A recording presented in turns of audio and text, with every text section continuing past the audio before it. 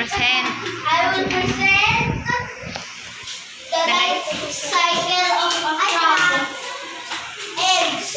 Frogs tend to lay many eggs because there are lots of hazards to the eggs and young about 1 to 3 weeks after fertilization. Steady ka lang. The eggs that will survive Kabila. Hindi yan, pag ganun. Hindi. po. Oh.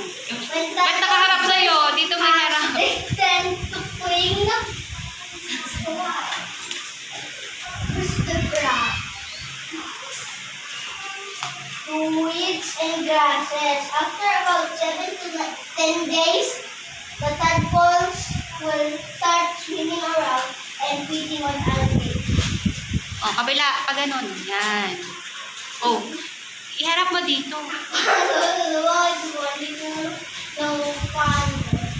Hmm. After about 6 days, the tadpole will grow its back legs and the body starts to grow longer and the head becomes more distinct.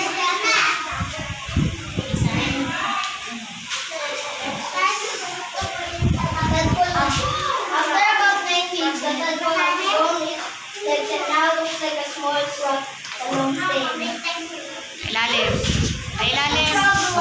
Sa ilalim. Froglet. Baliktad. Froglet.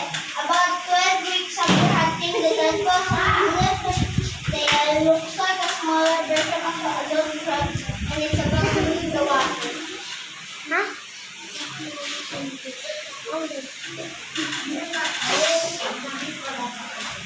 The frog has now reached adulthood. It leaves the water and will begin the task of finding a place for return to the water to lay eggs or survival again.